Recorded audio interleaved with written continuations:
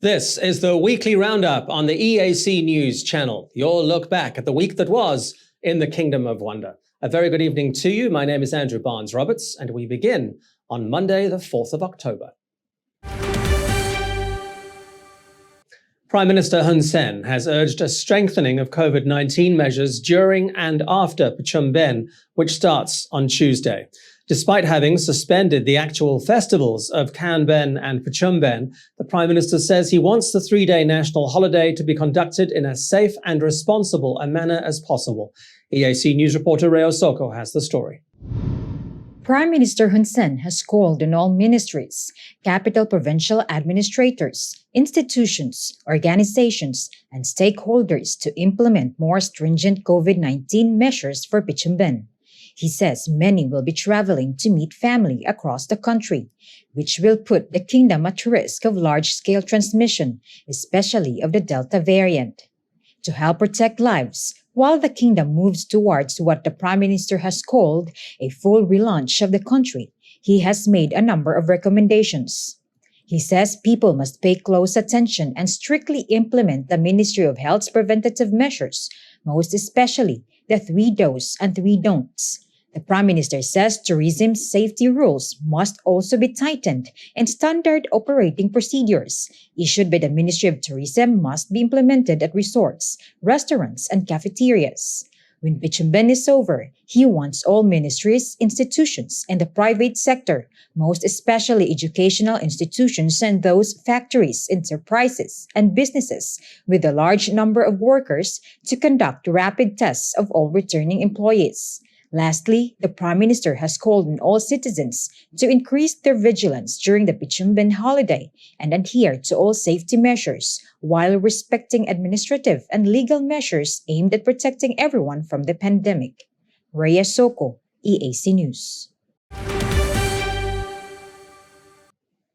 Heavy traffic has been reported out of Phnom Penh all day as tens of thousands of people make their way to their provinces for the Pachum Ben holiday.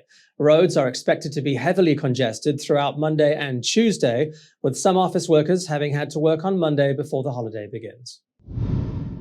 The heaviest traffic on Monday was reported at the top of Manivong Boulevard, with nose to tail traffic heading north out of the city and onto National Roads 5 and 6. National Roads 3 and 4 south in the direction of the coast were also heavily congested. This is the first time since 2019 that the vast majority of Phnom Penh residents have been able to take advantage of Pachum Ben and get out of the capital for a few days.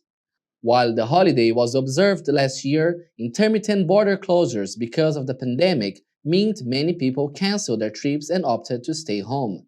Traffic is expected to pick up again on Thursday, with most people due back at work on Friday.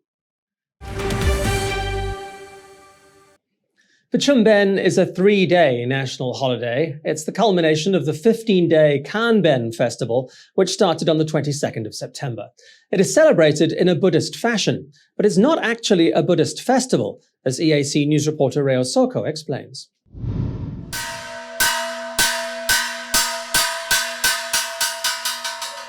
People bring flowers to pagodas, candles and incense being lit for prayer, foods being offered to the monks, traditional music using yike and lakun basak reverberating in these sacred places.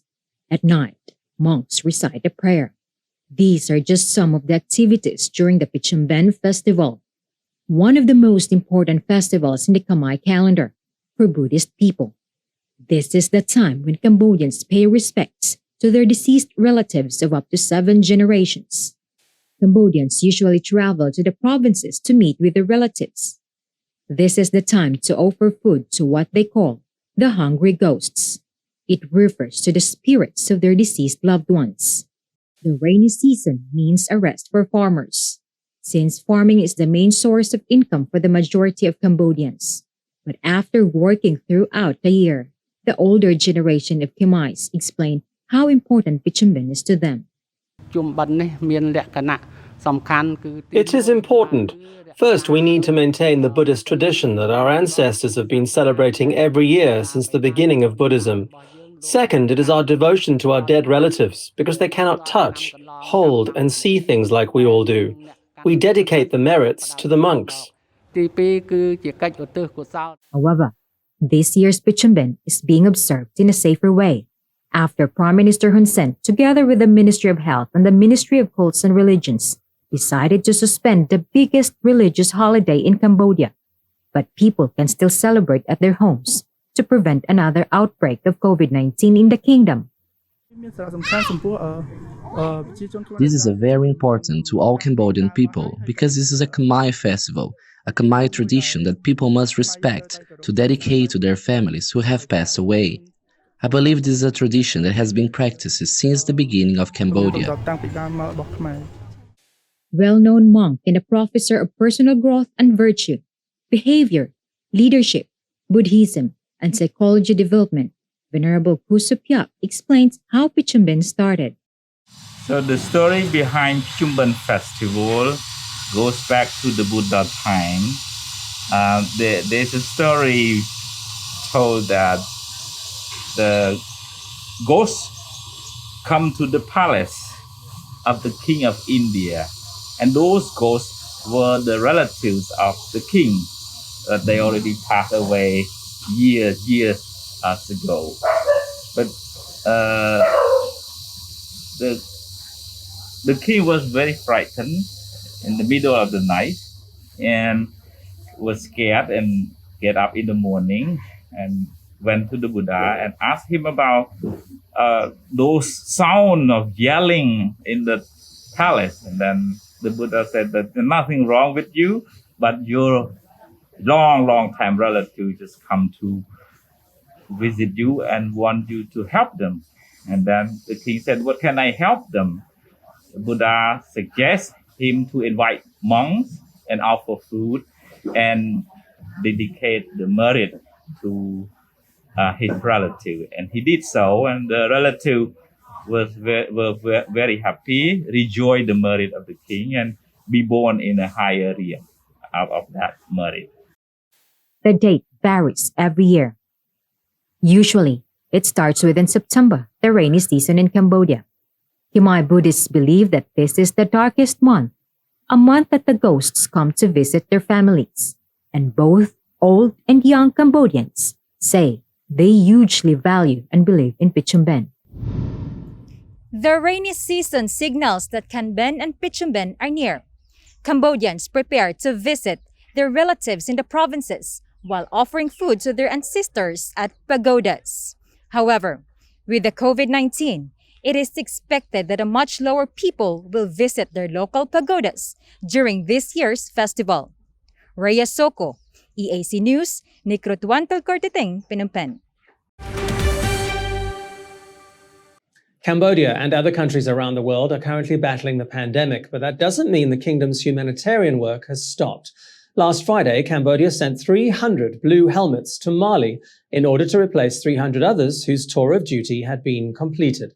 On Sunday, those peacekeepers returned to a warm welcome at Phnom Penh International Airport. EAC News reporter Yuri Matosko has the story. On Friday of last week, Cambodia sent 300 blue helmets to join the UN's Explosive Ordnance Disposal Squadron and the Airport Maintenance Engineering Squadron in Mali. They were the 8th batch of peacekeepers the kingdom has contributed to the UN's peacekeeping mission in the country. The troops they have replaced landed back in the kingdom on Sunday morning to a reception ceremony. It was presided over by General Sam Savani. All the returning blue helmets were tested for COVID-19 and all tested negatives, but are still in quarantine at the Multinational Peacekeeping Forces Training School in Kampong Speu. Since 2006, Cambodians' blue helmets have contributed to peacekeeping operations in 9 countries. The kingdom currently has a force of nearly 800 blue helmets, including 80 women. They carry out peacekeeping missions for the United Nations in Lebanon, Sudan, Mali, and the Central African Republic. Yuri Matosko, EAC News. The volcanic eruption on Spain's Canary Islands is gathering strength almost 2 weeks after it started on the island of La Palma. Local media report that the north side of the volcano has now collapsed, causing the flow of lava to speed up. Red-hot lava is seen exploding high into the air from the Cumbre Vieja volcano. Its partial collapse has formed a new lava flow that is threatening several nearby towns. Amid reports of intense activity and a string of earthquakes, fresh cracks have sent scorching rivers of molten rock down towards the sea. Spanish Prime Minister Pedro Sanchez says his government will approve 206 million euros of aid funding this week. Despite the more aggressive eruption, he is encouraging tourists who are considering visiting La Palma not to be put off. Tourism is the Canary Islands' main industry. Since it started erupting last month, the volcano has destroyed more than 900 buildings. About 6,000 people have been evacuated. Well, now for a look at some other news making headlines around the world this Monday, the 4th of October. At least 5 people have been killed and 4 others injured in an explosion outside the Eidgah Mosque in the Afghan capital. A shopkeeper says he heard an explosion followed by gunfire. Seemingly acting on intelligence, the Taliban had blocked the road shortly before the blast. There were about 35 people in the area when the explosion hit. Sunday's attack targeted a memorial service for the mother of the Taliban's Deputy Minister of Information and Culture. The bombing was the first to target the Afghan capital since the Islamic State claimed responsibility for a twin suicide bombing at Kabul's international airport. The attack killed 169 Afghans and 13 U.S. service members. South Korea has celebrated its 73rd Armed Forces Day with air and sea drills, as well as an amphibious landing exercise in the very bay where the U.S. staged its first military landing during the Korean War in July 1950. The ceremony was attended by South Korean President Moon Jae-in. The president says he has faith in the army and is confident in the country's strong defense readiness. He made a declaration to end the war on the Korean peninsula and usher in a new era of reconciliation and cooperation. The ceremony came hours after North Korea said it had fired a newly developed anti-aircraft missile, claiming its weapons tests are aimed at boosting its defense capabilities.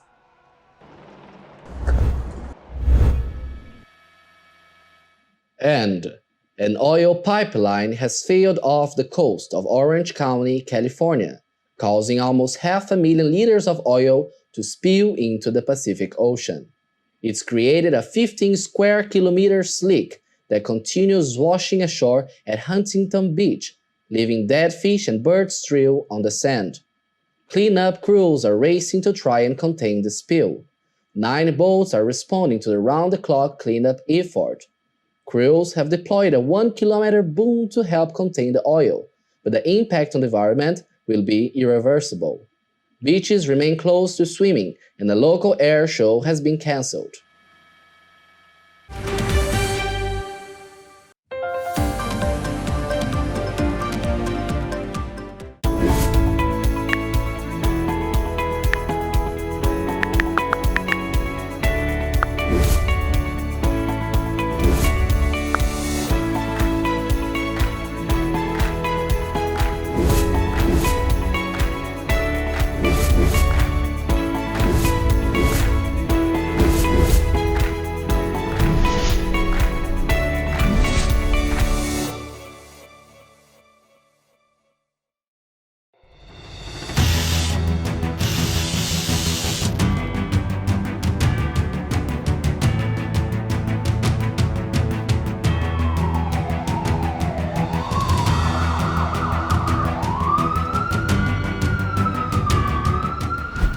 EAC News fully supports the Royal Government of Cambodia's preventative and administrative measures against COVID-19. But we need you to play your part in helping bring the 20 February community transmission event to an end. Wash your hands regularly, sanitize wherever possible. Keep an eye on your body temperature. Use the Stop COVID QR code and maintain a safe social distance. But above all, please, please, please, wear a mask. Only together can we beat COVID-19.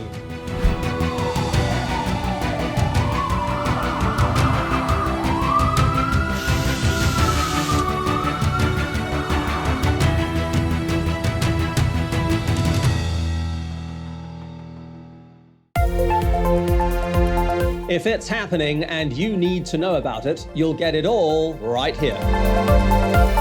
EAC News brings you updates and breaking news in English across all of our platforms and channels. The EAC News app, YouTube, Facebook, Telegram, Twitter, and our website www.eacnews.asia. Join me, Andrew Barnes-Roberts, and the rest of the EAC News team every day on your favorite channels. EAC News, Cambodia made clear.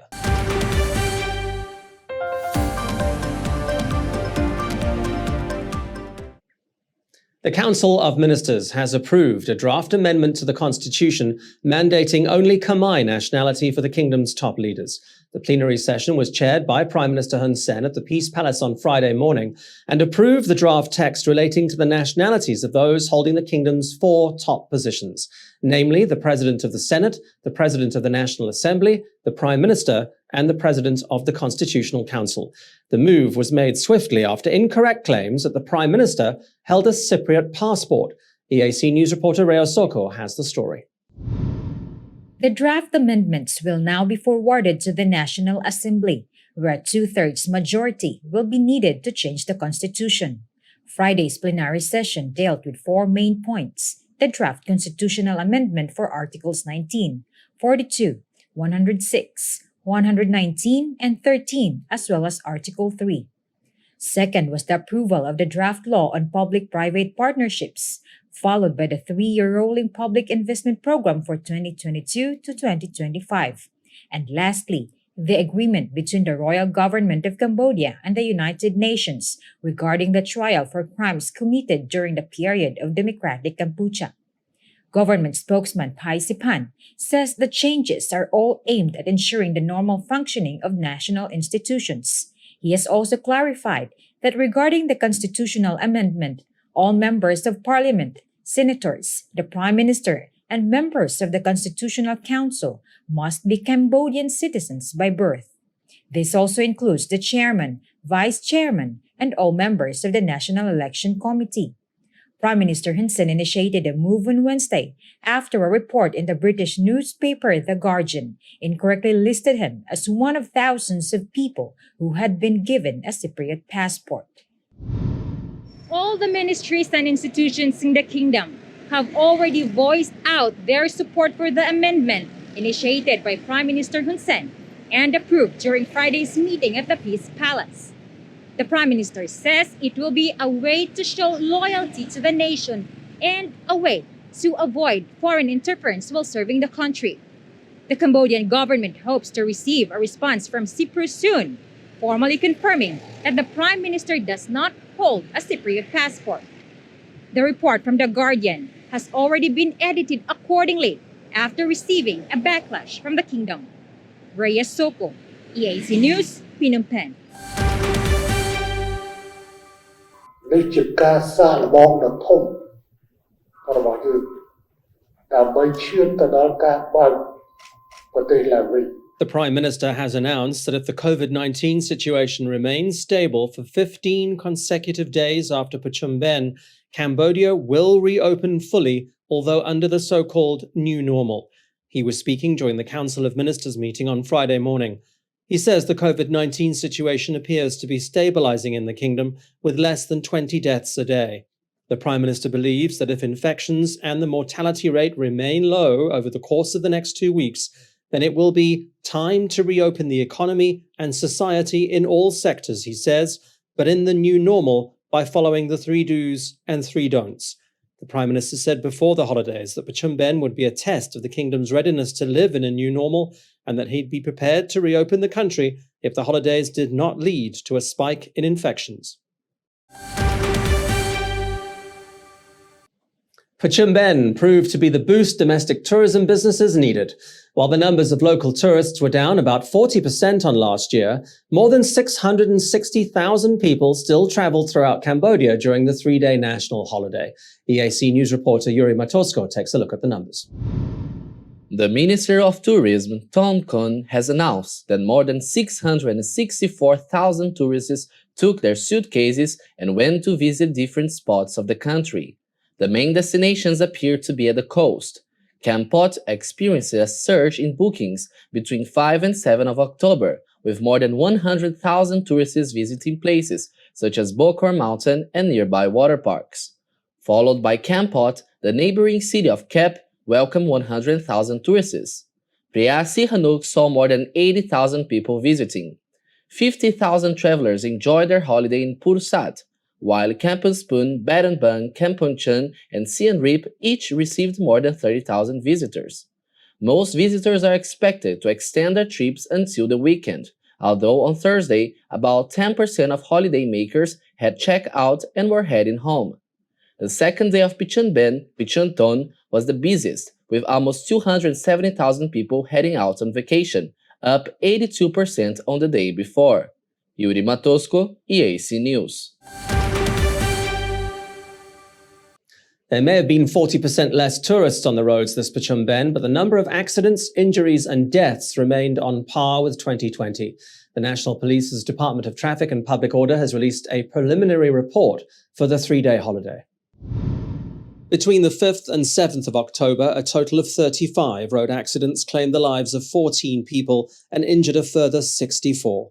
This is one fatality down on 2020, when 15 people were killed on the country's roads over the same period. On the first day of Pichunben, 9 accidents claimed 5 lives and put 18 people in hospital. On Pichum Tom, 11 accidents caused 22 injuries and the deaths of 3 people. On Thursday, 15 accidents occurred, killing 6 and injuring 24. Police say dangerous overtaking, carelessness when making turns, and speeding were the main causes of accidents. They've again warned drivers to be careful on the roads and respect traffic laws, as well as the safety of other road users. Thursday's storm surge in Prea Sihanouk has claimed the lives of 4 siblings. One was drowned almost immediately, with 3 others reported missing. The last of their bodies was recovered in the early hours of Friday morning. EAC News reporter Yuri Matosko has the story. It was supposed to be a day of fun at the beach when Lane Young, a father of 5, went to play with his sons and daughters in the ocean. But a change in the weather brought tragedy in the form of a storm surge. 25-year-old Leng Sere Diep, 20-year-old Leng Churok, 16-year-old Leng Sochit, and 12-year-old Leng Dao all drowned. Their father and 10-year-old brother Leng Sochia were lucky to be rescued. The search for the bodies went on until 1 a.m. on Friday, when Leng Dao was finally found. Prea Sihanouk Provincial Police Commissioner Chuon Naren says the bodies have been examined and have been handed over to the family for traditional funeral rites. Yuri Matosko, EAC News. The border between Thailand and Cambodia in Battambang province has been severely flooded due to torrential rain. The border crossing in Cam Ranh district is the most heavily affected, which is not only a problem for people, but for vehicles as well. District Governor Sok Kim Kon says they are monitoring water levels and have advised people to take extra precautions. EAC News reporter Reo Soko has the details. The Dong International Border Checkpoint is heavily flooded.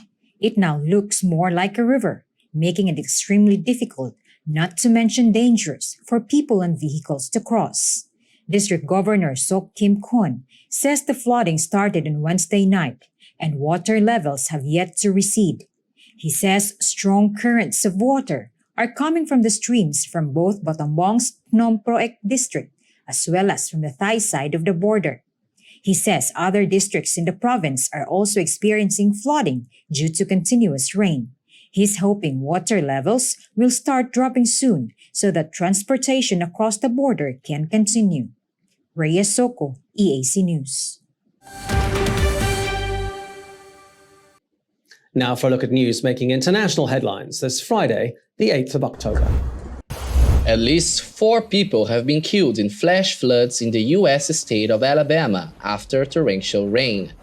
Roads have been closed, homes swamped, and dozens of people have been evacuated, leaving entire communities underwater. The South Alabama town lost its main grocery store when a creek came through the doors of the Piggly Wiggly. Near the coast, heavy rains caused sewage to bubble up from the underground pipes. The Marshall County coroner confirms that a 4-year-old girl and an 18-year-old woman died in a separate incident when flash floods carried away vehicles in northeast Alabama. Bodies of a couple, both 23, were found inside their car that had been swept away in the Birmingham suburb of Hoover. About 20 people were rescued from vehicles and more than 80 were rescued from flooded homes. The World Health Organization has recommended a groundbreaking malaria vaccine for children. Dear colleagues and friends, as some of you may know, I started my career as a malaria researcher, and I longed for the day that we would have an effective vaccine against this ancient and terrible disease. And today is that day, an historic day. Today, WHO is recommending the broad use of the world's first malaria vaccine. This recommendation is based on results from an ongoing pilot program in Ghana, Kenya, and Malawi that has reached more than 800,000 children since 2019. This long-awaited malaria vaccine is a breakthrough for science, child health, and malaria control. The World Health Organization is recommending widespread use of the RTS-S malaria vaccine among children in sub-Saharan Africa and in other regions with moderate to high malaria transmission. Malaria remains a primary cause of childhood illness and death in sub-Saharan Africa. It kills more than 250,000 children in the region every year. And the U.S. nuclear-powered fast attack submarine, the USS Connecticut, has collided with an unknown object while submerged in waters around the South China Sea. 15 sailors were reported injured. Officials say it's still unclear what caused the collision. A U.S. Navy spokesperson says the submarine is now headed towards the U.S. territory of Guam. The sub-nuclear propulsion plant has not been affected and remains fully operational.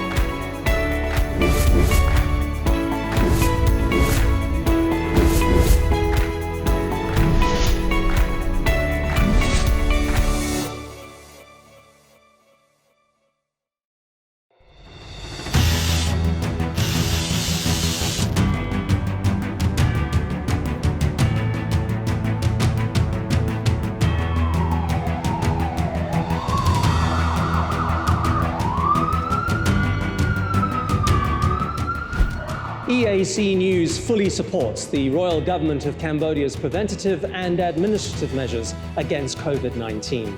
But we need you to play your part in helping bring the 20 February community transmission event to an end. Wash your hands regularly, sanitize wherever possible. Keep an eye on your body temperature. Use the Stop COVID QR code and maintain a safe social distance. But above all, please, please, please, wear a mask. Only together can we beat COVID-19.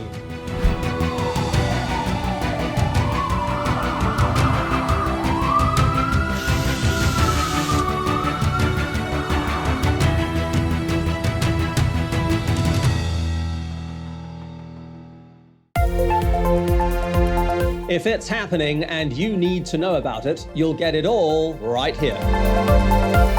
EAC News brings you updates and breaking news in English across all of our platforms and channels. The EAC News app, YouTube, Facebook, Telegram, Twitter, and our website www.eacnews.asia. Join me, Andrew Barnes-Roberts, and the rest of the EAC News team every day on your favorite channels. EAC News, Cambodia made clear.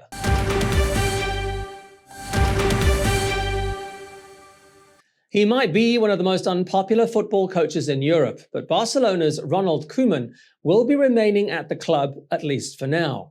He's thanked club president Juan Laporta for publicly giving him a vote of confidence, even as Koeman's squad had another dismal weekend in La Liga. Laporta might be eating his words after the Catalan club lost 2-0 to Atletico Madrid, but he did say he was willing to give the coach time to change the club's fortunes. Despite his boss's backing, Koeman acknowledged that things needed to change, with Barca having won just one of its last 6 games. The only thing I can say, I think, is a question for the president. We've spoken about the situation with the team. I've given him my version of how I see things at the moment, and I have hope and trust that we can get better. We know perfectly well, especially in our attack, that we are lacking. Because we have different players right now. We play as a group in a midfield with people who are midfielders. Because right now, in the last few games, we haven't been able to play in the style that we want to. So we always have to try to squeeze out everything we can from the players, and we have available. And once again, it's a question for the president, not for me. Barcelona sit bottom of their Champions League group with 2 defeats from 2 games and are 9th in La Liga, 5 points behind table-topping Real Madrid. Tom Brady has become the NFL's all-time leader in passing yards during his return to New England to play the Patriots on Sunday night. Brady completed a 28-yard pass to Tampa Bay Buccaneers teammate Mike Evans with just over 6 minutes left in the first quarter. Brady entered the game with 80,291 yards to his credit, needing just 68 to pass the previous record held by Drew Brees. Brees was watching the game in Foxborough as part of his pre-game and halftime analysis duties for NBC, which broadcast the game. 44-year-old Brady is in his 2nd season with the Buccaneers and has not announced any retirement plans as yet. That means he'll be adding even more yards to his tally to cement his place as one of the NFL's greatest players of all time. Brady spent 20 years with the Patriots, winning an unprecedented 6 Super Bowl titles.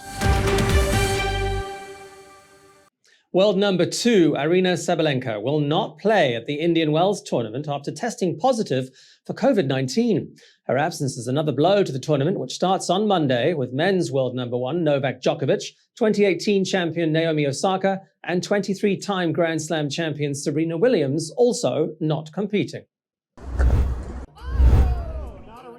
Aryna Sabalenka was the top seed in the women's draw at Indian Wells after world number 1 Ash Barty pulled out from the WTA 1000 event. Sabalenka took to Instagram at the weekend to say that, unfortunately, I've tested positive at Indian Wells and won't be able to compete. She'll be in isolation for the next 2 weeks while she waits for doctors to give her the all clear. Sabalenka has already qualified for the season-ending WTA finals. They are contested by the world's top 8 single players and 8 double teams. They will be held next month in Guadalajara, Mexico. France will face Spain in Sunday's final of the Nations League. The world champions stunned Belgium in Thursday night's semi-final, recovering from a 2-goal deficit to win 3-2. It was a real thriller, with a last-minute strike from Theo Hernandez securing France's place in Sunday's showpiece against Spain. In a crazy end to the game, Belgium thought they'd won, when minutes earlier Romelu Lukaku's late effort was ruled offside. France's coach went as far as to describe the match as fabulous. This ability that we had to start with our 3 offensive players who hustled from everywhere, who made them make many mistakes and who led us to reverse a situation that was very complicated. So of course there will be pride. Self-esteem too and quality too, even if we are also in a system which is new and that takes time. But there isn't any. But to be able to do what we did, we must not forget the team we have in France now. It's not for nothing that they are the best team in the world rankings. So it's fabulous what France team managed to do from being down 2-0. And apart from me, I don't think there were a lot of people who could think that we were going to reverse the situation. We did it. After Spain's impressive and inspiring victory over European champions Italy on Wednesday, Thursday was another night of top-quality football in a competition that was in danger of being completely forgotten amid the post-pandemic calendar crush. News that English Premier League club Newcastle has been sold to a Saudi-led consortium has been warmly received by its legion of fans. The purchase has brought to an end the deeply unpopular reign of owner Mike Ashley, who had long ceased to be a fan favourite over what most saw as a lack of investment in the club. Delirious fans outside St James's Park welcomed the announcement, chanting, "We've got our club back." In a letter addressed to the new owners, the chair of the Newcastle United Supporters Trust, Greg Tomlinson, said that for the first time in many years, fans believe that their desire for an ambitious Newcastle could now become a reality. Fans have brushed off concerns from human rights groups who say Saudi Arabia is trying to sports wash its human rights record. Two of Africa's biggest football teams, Egypt and Libya, face off on Friday night in a World Cup qualifier. The match will determine the leader of their qualifying group.